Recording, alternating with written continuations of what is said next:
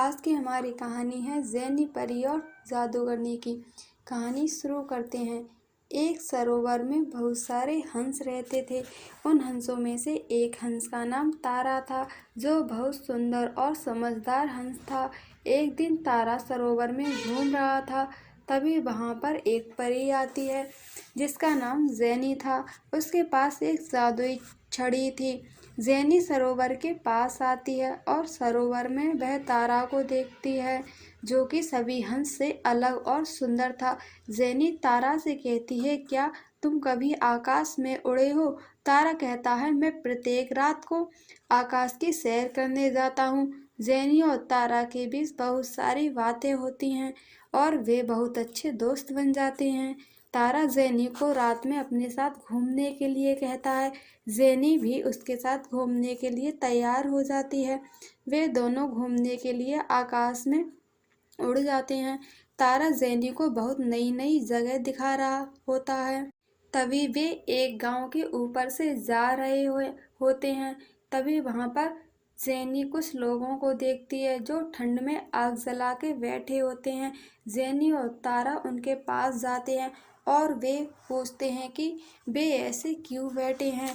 वे लोग बताते हैं कि रात को एक जादूगर आता है जो जिन लोगों को सोता देखता है वह उन्हें हमेशा के लिए सुला देता है। इस गांव के ज़्यादातर लोगों को जादूगर ने ही सुलाया है। दरअसल ये जादूगर इन लोगों की आत्मा को अपने साथ ले जाता था, जिससे वह अपनी जादुई शक्तियाँ बढ़ा सके। ज़ेनी और तारा ये बातें सुनकर लोगों के पास जाते हैं जो सो रहे होते हैं।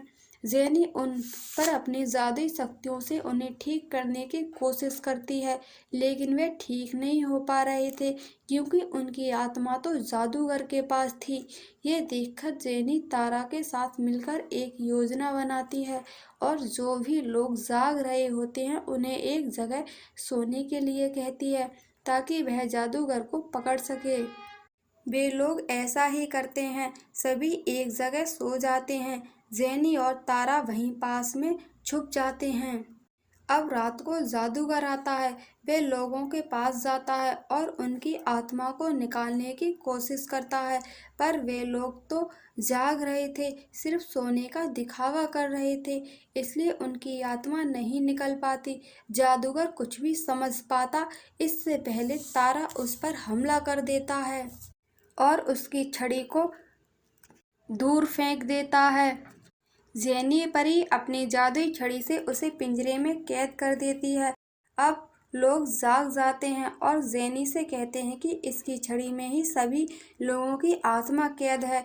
ये सुनकर ज़ेनी उस छड़ी को तोड़ देती है और सभी लोग जाग जाते हैं और घर के बाहर आ जाते हैं। वे देखते हैं जादूगर पिंजरे में कैद है। अब सभी लोग मिलकर उस जादूगर को सबक सिखाने के लिए जेनी से कहते हैं कि वह उस जादूगर को पेड़ बना दे, जिससे जादूगर कहीं ना जा पाए और किसी का बुरा ना कर पाए। जेनी ऐसा ही करती है, उस जादूगर को पेड़ बना देती है और तारा के साथ वहां से चली जाती है। जादूगर अब पेड़ बन चुका था। लोग उसकी टहनियों को काटते जिससे उसे दर्द होता। वह इस सब का गुनहगार ज़ेनी परी को मानता था। वह ज़ेनी परी से बदला लेना चाहता था। उसकी छड़ी जो ज़ेनी ने तोड़ दी थी वो वहीं पड़ी थी। वह अपने टहनियों की मदद से उठाकर उसे अपने पास छुपा लेता है।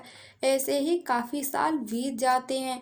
लोग भूल गए थे कि वह जादूगर था। लोग उसे एक पेड़ ही समझते थे। उस जादूगर ने अपनी छड़ी भी ठीक कर ली थी, इसलिए वह उसकी शक्तियाँ बढ़ाने के लिए लोगों की आत्मा चाहता था। उसने अपनी जादुई छड़ी से गांव में काफ़ी तेज बारिश करवा दी, जिससे गांव में बाढ़ आ गई। काफ़ी लोग मर गए और काफ़ी लोग उस बाढ़ में बह गए। उस जादूगर को अब काफ़ी लोगों की आत्मा मिल चुकी थी और वह पहले से भी ज़्यादा ताकतवर हो गया था।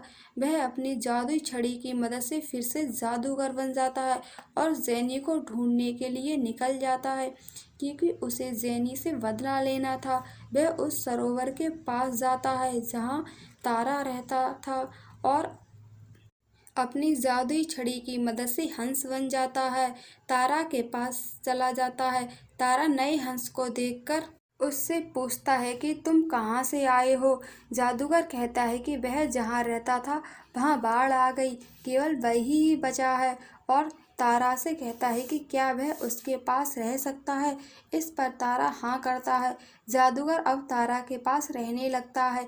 एक दिन तारा के पास एक पत्र आता है, जिसे पढ़कर तारा कहीं जाने लगता है। तो जादूगर उससे कहता है कि क्या मैं भी तुम्हारे साथ चल सकता हूँ।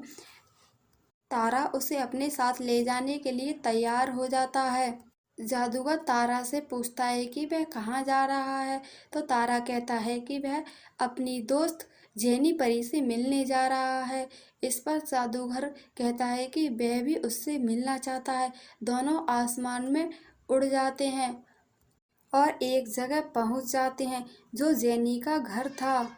जादूगर जेनी को देखकर भूल जाता है कि वहाँ पर बहुत सारी परियां हैं और अपनी असली रूप में आ जाता है और वह जेनी पर हमला कर देता है। जादूगर अपनी जादुई छड़ी की मदद से वहाँ पूरे महल में आग लगा देता है और उस आग में जेनी परी को धक्का मार देता है। जेनी अपनी जादुई शक्तियों से जादूगर को फिर से पिंजरे में बंद कर देती है, लेकिन जादूगर उसका पिंजरा तोड़ देता है। अब जेनी उस जादूगर को सभी परियों की मदद से पकड़कर उस आग में डाल देती है जो जादूगर ने लगाई थी। जादूगर उस आग में जलकर मर जाता है। फ्रेंड, अगर आपको मेरी स्टोरी अच्छी लगी हो तो प्लीज़ चैनल को सब्सक्राइब कीजिए और वीडियो को लाइक कीजिए। जल्दी ही मिलते हैं एक नई वीडियो में एक नई कहानी के साथ।